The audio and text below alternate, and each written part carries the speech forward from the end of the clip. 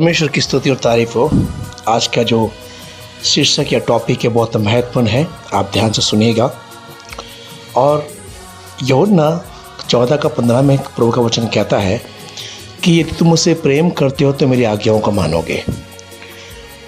हम सब लोग मसीह से प्रेम करते हैं, और जब मसीह से प्रेम करते हैं तो हमारा कर्तव्य बनता है कि हम प्रभु की आज्ञा को माने। एग्जाम्पल मैं कुछ आपको बात करना चाहता हूँ आपसे। यदि हमारे घर में एक बेटा है या एक बेटी है और हमने उसे कहा कि आपको घर की सफाई करनी है, घर का सारा काम करना है या फिर पढ़ाई करना है, होमवर्क करना है, हमने उसे आज्ञा दिया। और जब हमने उसे आज्ञा दिया तो बच्चा क्या करेगा, उस बात को करेगा। लेकिन अगर वो काम नहीं करता है तो एज ए माता पिता को कैसा लगेगा, बुरा लगेगा, अच्छा नहीं लगेगा, क्योंकि हम बोलते हैं कि हमारे बच्चों ने हमारी बात को नहीं माना। और यदि आपके भी बच्चे आप जो कहते हैं आपकी बात को नहीं मानते हैं तो आपको भी बुरा लगेगा। ऐसा ही हमारा परमेश्वर पिता है, जिसमें यूहन्ना में कहता है तुम मुझसे प्रेम करते मेरी आज्ञा को मानोगे। और प्रभु की आज्ञा एक से एक बढ़ के आज्ञा है। प्रभु ने आज्ञा दिया है, जाओ सारी जाति को चेले बनाओ, उन्हें पिता पुत्र पवित्र आत्मा नाम से बपतिस्मा दो। प्रभु ने आज्ञा दिया है कि माफ़ करो, आज्ञा दी कि दोष ना लगाओ, है ना। प्रभु ने कई सारे आज्ञा दी। ऐसी प्रभु ने यहाँ भी आज्ञा दिया है कि दशवांश मेरे भवन में लेके आओ, भंडार में लेके आओ। प्रभु की आज्ञा है, मलाकी में देख सकते हैं। ऐसे ही परमेश्वर ने बहुत सारी आज्ञा हमें दी है। पर आज कई मसीह लोग, कई मसीह विश्वासी क्या गलती करते हैं कि परमेश्वर की जो आज्ञा है उसको मानने के बजाय अगुवाई के सहारे बैठ जाते हैं, अगुवाई के भरोसे बैठ जाते हैं। और कई बार अगुवाई वो तब मांगते हैं जो चीज़ वो करना नहीं चाहते या करने का मन नहीं होता है। एग्जाम्पल के रूप में एक बात बताना चाहता है। एक परिवार में अब प्रार्थना के लिए कोई जाना चाहता है, ठीक है, हो गए। पर कुछ ऐसे भी होते जाना नहीं चाहते, उनको पसंद नहीं करते, तो वो क्या करते हैं कि मुझे अगुवाई नहीं हुआ, आपके घर में प्रार्थना के लिए आऊँ।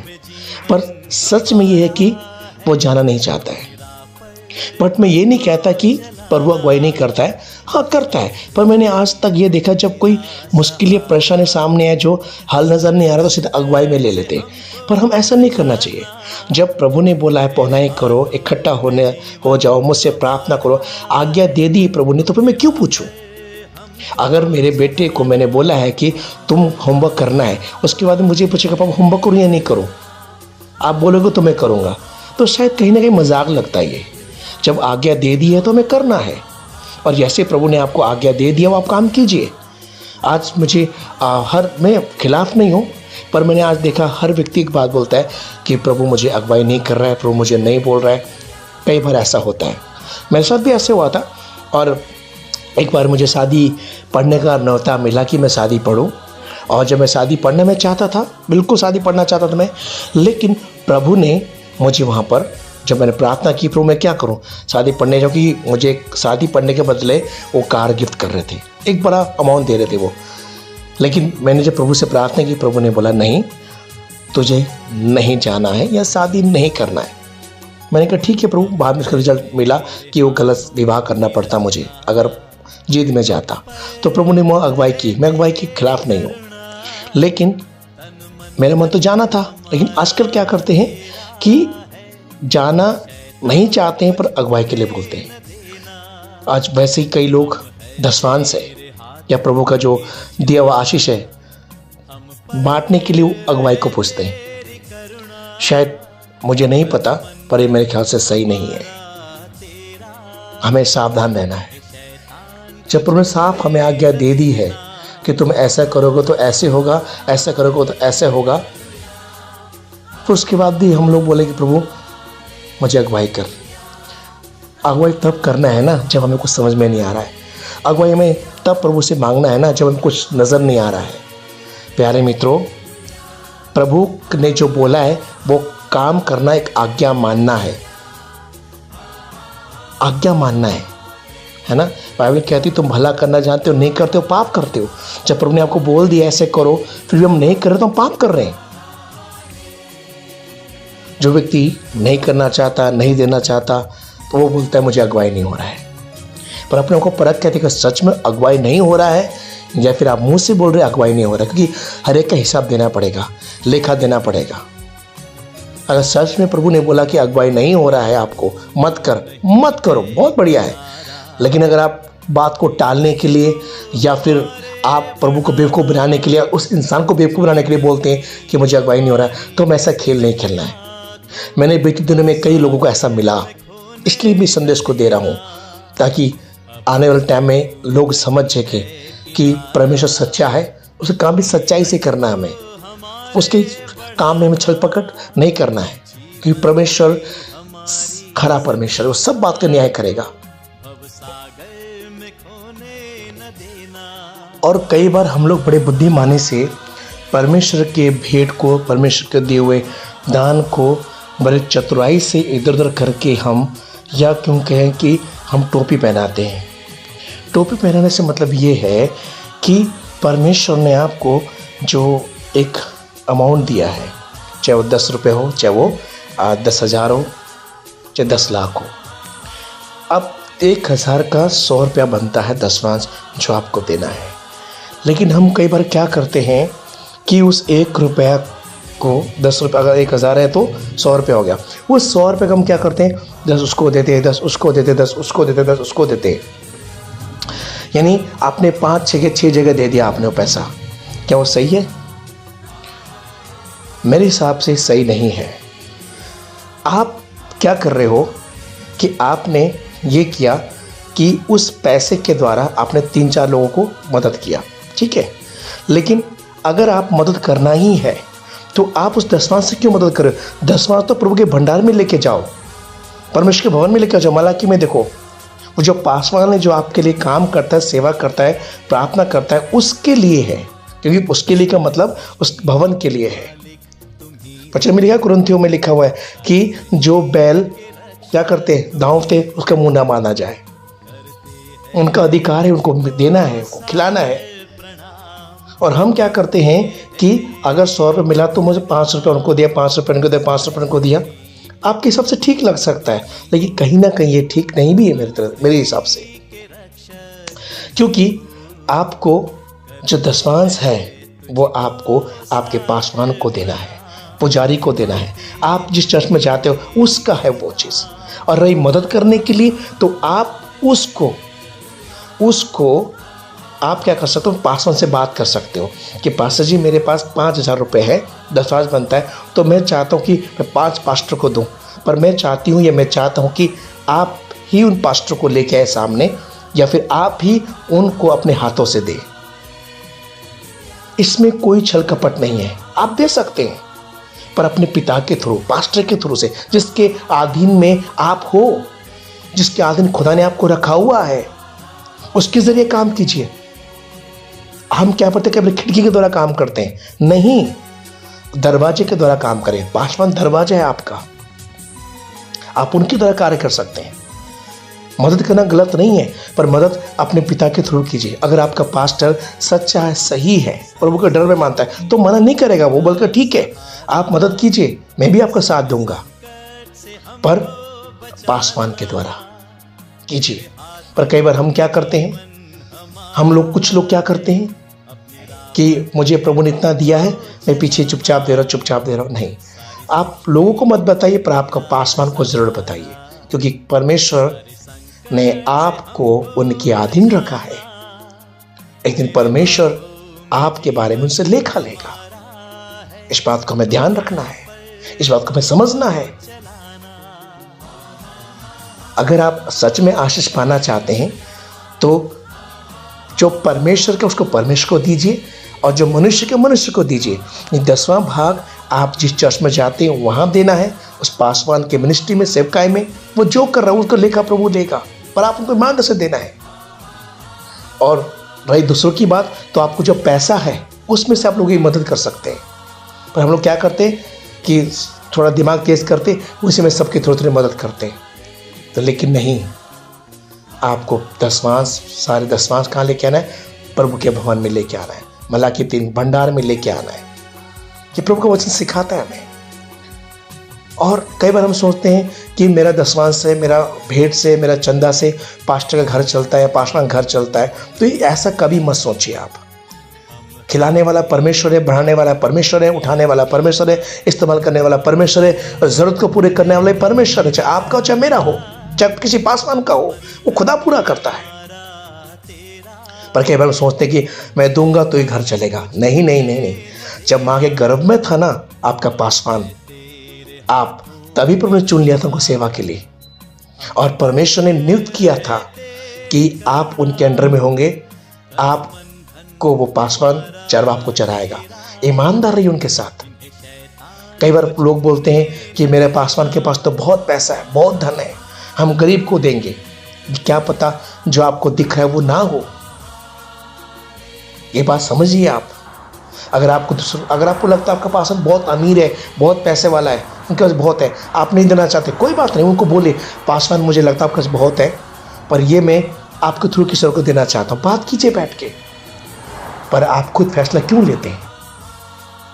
क्योंकि अगर आप पासवान समझते हैं, आप उनके अधीन है, तो इसका मतलब हमें क्या करना है? प्रभु की आज्ञा मानना है। प्रभु की आज्ञा मानना है। प्रभु ने जो बोला हमें वो करना है ना। फिर कई बार हम क्या करते हैं, अपनी बात को मनवाने के लिए, रखने के लिए हमें अगुवाई हुआ, वो बड़ा ही अद्भुत या अलग जैसा लगता है मुझे समझ में नहीं आता है। तो आज की पीढ़ी, हर दूसरा तीसरा लोग बोलते हैं मुझे अगुवाई हुआ। हाँ, सही में अगुवाई होता है कई बार, ऐसा नहीं है, पर लेकिन हमें अपना काम निकालने के लिए अगुवाई हुआ बोलना बहुत सही नहीं है ना। प्रभु को या प्रभु के दास को बेवकूफ़ बनाने के लिए अगुवाई हुआ बोलना वो सही नहीं है। स्पष्ट रहे, क्लियर रहे, क्योंकि पैसा जो है ना बहुत बड़ा जड़ है मुश्किलों का। यह आपके आत्मिक जीवन को गिरा सकता है, दो पल में गिरा सकता है। मैं एक भाई का गवाही देता हूँ। एक बार एक भाई नेपाल से आए थे दिल्ली में, और मेरे चर्च में आते थे, संगति कर रहे थे। एक दिन रात को 12 बजे मेरे घर में आए वो। मैं गेट खटखटाया, मैंने रात को 12 बजे दरवाज़ा खोला, तो उन्होंने बोला पासवान मैं 10 लेके आया हूँ। तो मैंने प्रार्थना किया, मैंने कहा भाई सुबह भी लेके आते। तो उन्होंने बोला पासवान जो परमेश्वर के उसको प्रभु को देना ही है मुझे। अगर रात को प्रभु का आगमन आ जाता या मुझे कुछ होता तो एक कर्जा लेके नहीं जाना चाहता था मैं। और आपको बोलना चाहता हूँ पैसा कितना था वो, मात्र 1 रुपया। उनको 10 रुपये कहीं से मिला, वो 1 रुपये लेके आए। हो सकता है औरों को हंसी भी आए, पर बात हंसी की नहीं, बात पैसे की नहीं, बात ईमानदारी की है। उन्हें पता था कि मुझे परमेश्वर ने इनके अधीन रखा है, मुझे इनको देना है। कई बार हम लोग थोड़ा सा जानने के बाद ना खुद फैसला करते हैं। और आज यूट्यूब माशाल्लाह, कभी उनके सुन लिया, कभी उनसे सुन लिया, कभी उनसे सुन लिया, कभी उनसे सुन लिया। जब आपको लोगों से सुनना है, यूट्यूब से सुनना है, लोगों की बातें आपकी ज़िंदगी में काम कर रही है, तो फिर आप उस चर्च में क्यों जा रहे हो? फिर आप क्यों उस पास्टर के अधीन हो? फिर आप छोड़ दीजिए उनको। ना तो आप पूरी तरह पास्टर के अधीन हो, ना उनकी बात आप सुनते हो, ना उनकी बात मानते हो, ना उनके साथ आप चलते हो। फिर कहते हो कि पास्टर जी मुझे आशीष नहीं मिला, पास्टर जी मेरे लिए प्रार्थना नहीं कर रहे हैं। आप एक जगह ईमानदार रहिए, संपूर्ण रूप से ईमानदार रहिए। कभी उस पास्टर की टीचिंग सुनते हैं, कभी उसकी सुनते, उनकी सुनते, सुन के हमारे दिमाग में क्या आ जाता है, अरे वो भी सही बोल रहा है, वो भी सही बोल रहा है, वो भी सही बोल रहा है। कौन गलत बोल रहा है? हमारे सर के पासवान गलत बोल रहे हैं, हमारे पासवान का टीचिंग गलत है। और लेकिन जो यूट्यूब वाले बाबा है, यूट्यूब वाले पास्टर है, यूट्यूब वाले वो सही बोल रहे हैं, है ना। और हम लोग फैसला कर लेते हैं। याद रखिए एक बहुत कड़वी बात, आप यूट्यूब में जितने भी पास्टर को प्रचार सुनते हैं या जितनी बड़ी मिनिस्ट्री में सुनते हैं, अच्छी बात है, आप उनको जानते हैं, लेकिन वो आपको नहीं जानते, क्योंकि वो भीड़ के आप हिस्सा हो, आप एक भीड़ के हिस्सा में हो। लेकिन जो आपका पासवान है, जो आपको पर्सनल जानता है, वो आपके बारे में जानता है। अगर कल को मुश्किल प्रॉब्लम कुछ भी होता है, तो जो यूट्यूब वाले पासवान आपके पास आने में टाइम लगेगा। पहली बात तो आएंगी नहीं आएंगे मुझे नहीं मालूम, लेकिन जो आपका पासवान है, जिनके साथ आप पिछले कई सालों से, हो सकता है वो जल्दी आए आपके पास, आपके लिए खड़ा रहे, वो आपके लिए प्रार्थना करे वो। इसलिए प्यारे मित्रों, मैं यूट्यूब के पासवान का सुनने से मुझे प्रॉब्लम नहीं है। आप सुनिए, बढ़िए, पर हाँ उनकी तुलना अपने पासवान के प्रचार से मत कीजिए। कई बार हम क्या करते हैं, जो यूट्यूब में पास्टर लोग बोलते हैं उनका प्रचार आपका चर्च के पास्टर से तुलना करने बैठते हैं आप। वो तो ऐसा बोलते हैं, वो तो वैसा बोलते हैं, वो कैसे बोलते हैं। 3 साल 4 साल वही पासवान सही था, आज वही पासवान यूट्यूब का प्रचार सुनने के बाद आपको अपने पास्टर का, अपने पिता का प्रचार समझ में नहीं आ रहा है, आपको बोझ लग रहा है वो। प्यारे मित्रों, वचन कभी बोझ नहीं होता है। जो यूट्यूब में पास्टर प्रचार करते हैं वही पास्टर आपका, जिसके साथ आप इतने सालों से, वो भी वही प्रचार कर रहा है, वही रोटी खिला रहा है आपको, अलग पुस्तक से नहीं पढ़ा रहा है। पर समझ की बात है, समझ की बात है। फिर हमें उनके प्रचार बोर लगता है, मन नहीं करता है चर्च आने का, क्योंकि हमें क्या हो गया, यूट्यूब के पास्टरों का सुनने को मन करता है, उनके तरीके से। अरे ये सही है, ये सही है, ये सही है, ये सही है, ये सही है कर लोग वहाँ पड़े रहते हैं। पर ऐसा करने से अच्छा नहीं है। वो बेमन से चर्च आते हैं कई लोग, मन तो करता है उस चर्च में जाए, यूट्यूब वाले चर्च में जाएं, पर फिर कोई क्या होगा यहाँ पर, यहाँ आते ना तो यहाँ से पा रहे ना वहाँ वो जा पा रहे। परमेश्वर के राज्य में ईमानदार रहे, खिलवाड़ ना करे प्रभु के काम से। आधीनता क्या होता है पता है आपको? आपका पासवान कितना भी कड़ा क्यों ना हो, कितना भी आपको डांटे क्यों ना, उनके दिल में आपके प्रति प्रेम होता है, आपके प्रति, क्योंकि आपको जानता है वो आपको कैसे सिखाना है, हैंडल करना है। आप भीड़ का हिस्सा बन जाते हो, वो आपको नहीं जानते। आज कई लोग, आज मैं एक पासवान से मिला, मुझे वो पिछले पासवान, वो पास्टर पिछले 23 साल से चर्च चला रहे थे, लेकिन आज उनसे मेरी मुलाकात हुई, उन्होंने बोला कि और पासवानों ने मेरा कलीसिया को खाली कर दिया, मेरे कलीसिया को ले गए। 2 लोग थे, वो भी पिछले बार से उन्हें कहीं अपने गांव चले गए। बहुत थे उनके चर्च में, पर लोग ने क्या, यूट्यूब सुन के और चर्च सुन के ऐसे पास्टर लेते गए, हमारे चर्च खाली हो गया।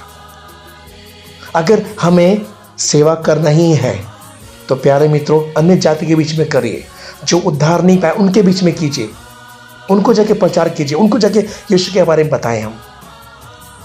लेकिन जो ऑलरेडी प्रभु में है उन्हें हम तोड़ना नहीं, उन्हें हमें चोरी नहीं करना चाहिए। और विश्वासी भी कई बार उस चर्च में चमत्कार हो रहा है, उस समय छुटकारा मिल रहा है, वहाँ का पास्टर बहुत सामर्थ्य है, तुरंत चले जाते हैं।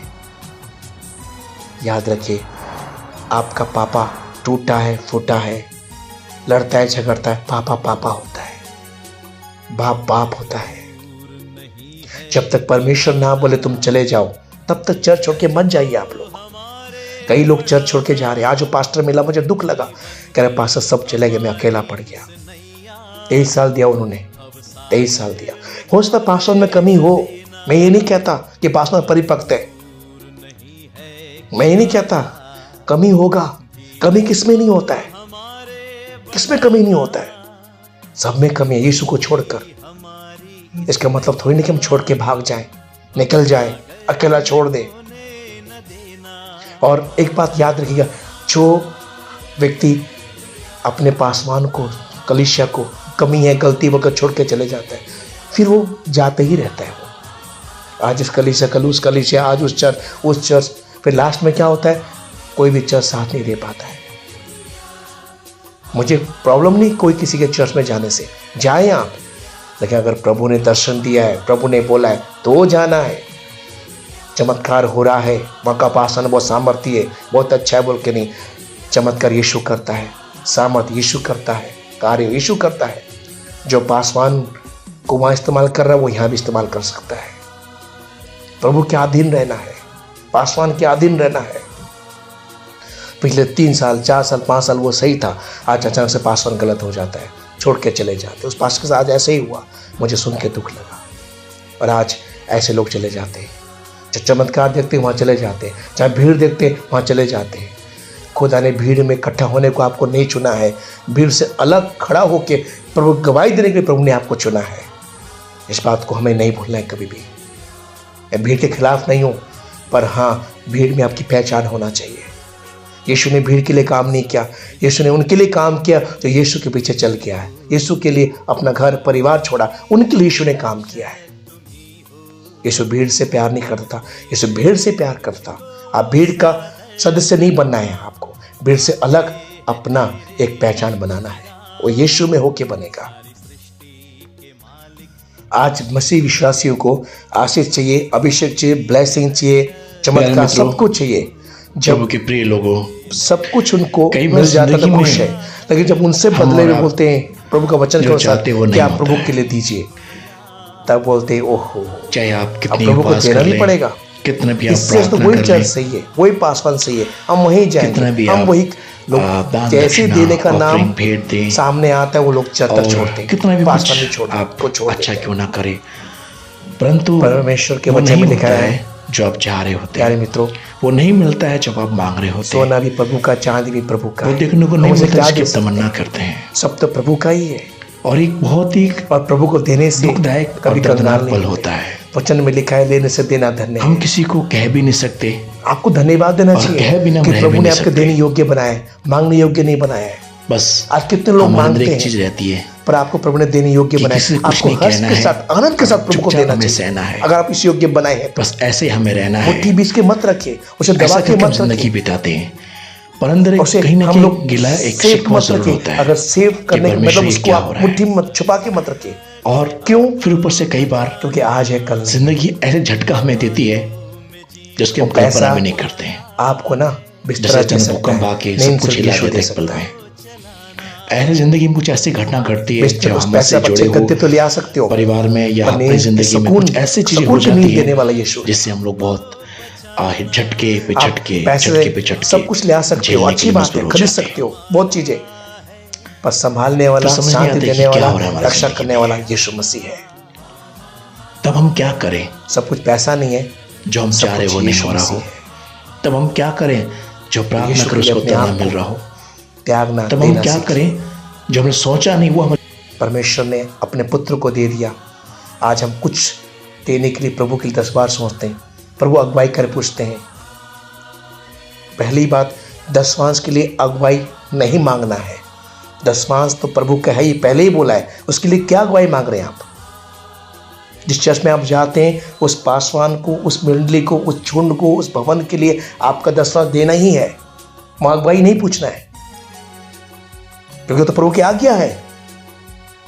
अगर मैं बाहर ड्यूटी करके कुछ, मेरे को पता आज मैं सैलरी मिल गई है और मैं सैलरी मिलके घर लेके आऊं, तो मैं क्या पूछूं कि मैं घर में सैलरी क्यों नहीं दूं? क्यों पूछूंगा मैं? मुझे पता है सैलरी मुझे घर में लेके जाना, ये मेरा घर के लोगों की जरूरत है, पर ले जाना है। आप कितनी उपास कर लें, आज कई लोग के पास पैसा आता है पूछते हैं, कितना भी आप दान दक्षिणा ऑफरिंग भेंट दें, बलवा ना करें, और कितना भी कुछ आप अच्छा क्यों ना करें। कई बार एक और गलती करते हैं या फिर मिस्टेक करते हैं जो आप चाह रहे होते हैं, छोटे झुंड के जो नहीं मिलता है जब आप मांग रहे होते हैं, बड़े बड़े कलीसिया या बड़े बड़े पासवान को नहीं मिलता जिसकी आप तमन्ना करते हैं, जो मैंने पहले बताया। और ये बोलते उस चर्च में तो दान लेते नहीं है, और उस चर्च के तो पास्टर मांगते नहीं है, पर हमारे चर्च के पास्टर तो मांगते हैं। लोग बोलेंगे तुम्हारे चर्च के पास्टर तो मांगते हैं, हमारे चर्च के तो पास्टर नहीं मांगते। पर ऐसे लोग मिलके भी एक दूसरे को कहीं ना अंदर एक चीज रहती है, एक दूसरे को कंफ्यूजन कर देते हैं, किसी से कुछ नहीं कहना है। अब अच्छी बात है, बड़े बड़े पास्टर नहीं मांगते हैं, बस ऐसे नहीं मांगने का मतलब वो दशमांश का प्रचार नहीं जिंदगी बिताते हैं, वो भेंट का प्रचार नहीं करते। अंदर कहीं ना कहीं गिला एक शिकवा जरूर होता है कि परमेश्वर और आपके पास में फर्क है। उनके पास लाखों से कई बार करोड़ों लोग, जिंदगी ऐसे झटका हमें देती है के पास 10 से 5 से 15 नहीं करते हैं, उनके साथ तुलना क्यों करते? जैसे अचानक भूकंप आके सब कुछ हिला देता है। उन्होंने बोला छोटे जो मत, ऐसे जिंदगी में कुछ ऐसी घटना घटती है जो हमसे जुड़े हो परिवार में या अपनी जिंदगी में कुछ ऐसी चीजें हो जाती हैं जिससे हम लोग बहुत जीवन में बहुत झटके पे झटके आज झेलने के लिए मजबूर हो जाते हैं। परमेश्वर ने आपको जो दिया है ना, फिर समझ नहीं आता कि क्या हो रहा है हमारी जिंदगी में। आपके बल से, ताकत से, बुद्धि से नहीं है। तब हम क्या करें? उसकी कृपा से आपके पास वो नहीं हो रहा, घर हो, चाहे गाड़ी हो, चाहे बंगला हो, व्हाटएवर, कुछ भी आपके पास मिल रहा हो, प्रभु की कृपा से है। तब हम क्या करें? जो हमने सोचा नहीं वो हमारी जिंदगी में हो रहा है। जो वचन आपने सुना है, आप प्रभु से हम क्या करें जिसकी हमने उम्मीद नहीं करी, कुछ का सामना हमें करना पड़ रहा हो। हालेलुया। आपको तो क्या रखा है अपने पास और नहीं दिया है किसी कारण, तो प्रभु को आप देना है। वो मसीह के वचन में लिखा है, प्रभु के प्रेम के अलावा किसी का भी कर्जदार हमको नहीं होना है। ना परमेश्वर का ना लोगों का। इसलिए प्रभु का है प्रभु को दो, जो लोगों का है लोगों को दो। हमें प्रभु का वचन साफ कहता है, हम प्रभु को दे रहे पर लोगों को नहीं दे रहे, वो भी अच्छा नहीं है। हमें दोनों को देना, जो वचन में लिखा है। कई बार मैं देखता हूँ कि डॉक्टर बोलता है कि आपके लिए 10,000 लगेगा, आपके शरीर में 3,000 लगेगा, आपके इलाज के लिए टेस्ट के लिए 1,000 लगेगा, हम तुरंत देते हैं। पर जब हम बोलते हैं किसी के लिए मदद करना है, चर्च में किसी को हेल्प करना है या किसी को देना है, तो बोलते हैं हमारे पास पैसा नहीं है। क्या सही है ये? सच में पैसा नहीं है। आप इलाज के लिए, दवाई के लिए, टेस्ट के लिए 2,000 3,000 आप निकाल सकते हैं, पर किसी लाचार बेबस की मदद करने की बारी आती है तो बोलते जी हमारे पास पैसा नहीं, हम कहाँ से देंगे। क्या उस समय आपके पास पैसा कहाँ से आता है? जब आप डॉक्टर मांगते हैं उस समय होता है, लेकिन जब किसी की मदद करना होता है चर्च में, किसी अनाथ का, किसी विधवा का, किसी लाचार का, तब कहते हैं पास्टर जी हमारा पैसा नहीं है। क्या ये सही है? इसके बारे में सोचना है। अगर आप ऐसा करते, छोड़ दीजिए सब चीज़ें, ऐसा नहीं कीजिए। ये आपके कुछ रुपए देने से आप गरीब नहीं होंगे, बल्कि परमेश्वर कहीं ना कहीं आपको आशीष करेगा। बाइबल में लिखा है मसीह में किया हुआ परिश्रम कभी व्यर्थ नहीं जाएगा आपका। वचन तो ये भी कहता है अगर आप किसी को प्रभु में है बोल के गिलास पानी पिलाते हो, उसका प्रतिफल भी आप नहीं खोएंगे। हो सकता है लोग भूलेंगे, हो सकता है जिनकी अपने मदद किया वो याद ना रखे, पर सर्वशक्तिमान परमेश्वर याद रखेगा। वो आपको हो सकता है आशीष ना दे, पर आपके भलाइयों के बदले आपके पीढ़ी को, आपके नातों पोते को, आपके आने वाले जनरेशन को आशीष देगा। क्योंकि परमेश्वर न्यायी परमेश्वर है, अन्याय नहीं है। वो भूलने वाला खुदा नहीं है हमारी तरह। वो सच्चा महान सर्वशक्तिमान परमेश्वर है। वो दूध का दूध, पानी का पानी करने वाला खुदा है, सच्चा परमेश्वर है। हम भी सच के साथ चले, सच्चाई में कार्य करें। जो सच में प्रभु से प्यार करते हैं वो 3 चीज में आगे होते हैं। एक प्रार्थना में, दूसरा देने में, और तीसरा आज्ञा मानने में। यदि आप प्रभु में सच में प्रेम करते हैं तो आप देने में आगे होंगे, प्रभु से बहुत प्रेम भी करते होंगे, आज्ञा मानते होंगे।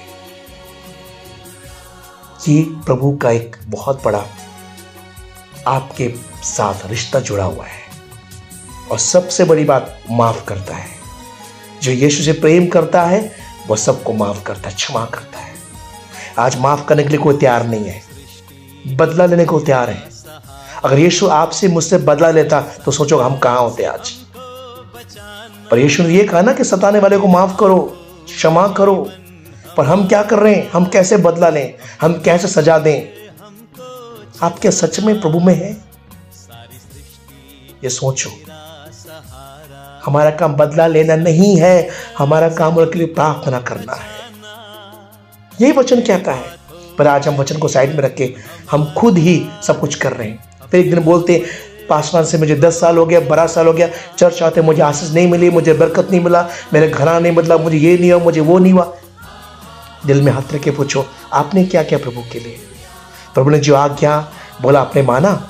याद रखिए, ईमानदार से बोलूं, पासवान के द्वारा नहीं, चर्च आने के द्वारा नहीं, बल्कि यीशु मसीह की आज्ञा मानकर जीवन में आशीष आता है, जीवन में बदलाव आता है, परिवार में बदलाव आता है।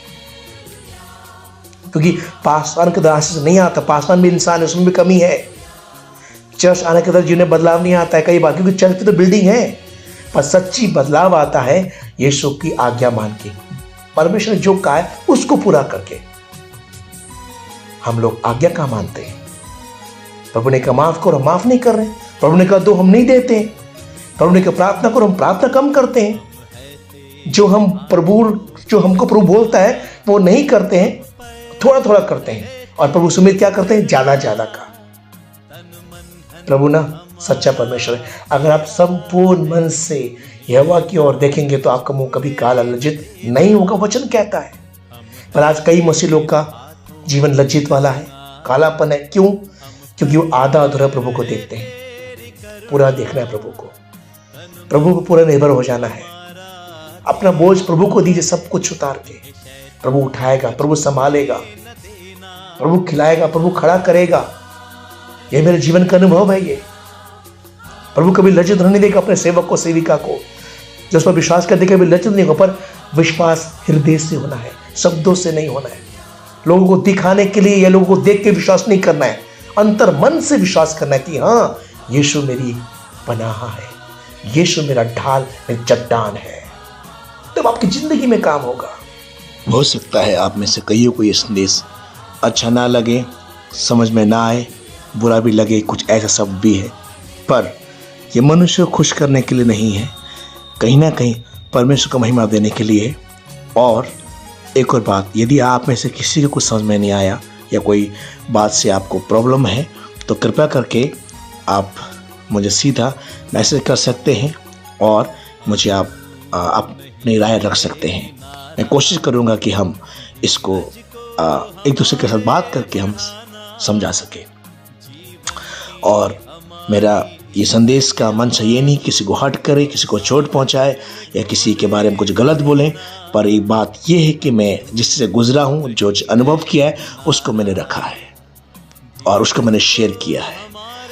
प्रभु आप सबको आशीष करे, आपका परमेश्वर, आपका खुदा आपको बहुत बढ़ाएगा और जिसने अब तक संभाला है वो आगे भी संभालेगा। बस यही बोलूँगा कि यदि आप प्रेम करते यीशु से तो उसके आगे को माने, जो प्रभु ने आपसे कहा है, जो यीशु कहता है उसको माने। लोग क्या कहते हैं, लोग क्या बोलते हैं इंपॉर्टेंट नहीं, वचन क्या बोलता है, वचन क्या शिक्षा देता है, वो सबसे ज़रूरी है। और मैंने भी कोशिश किया कि वचन के द्वारा आपसे शेयर करूं। वो अलग बात है, मैंने वचन को नहीं पढ़ा, लेकिन मेरा उद्देश्य वचन को ही आगे करना था, ना कि अपने शब्दों को। सो प्रभु आपको आशीष करे। उम्मीद करता हूं कि आप लोग कोई बात समझ में आया और आप इस बात को शेयर कर सकते हैं, बांट सकते हैं, दूसरों को बता सकते हैं, क्योंकि परमेश्वर का वचन दोधारी तलवार है, बोलने वालों को भी सुनने वालों को भी काटता है, छाटता है। परमेश्वर आप पर कृपा बना के रखे। सबको जय मसीह। मैं गॉड ब्लेस यू।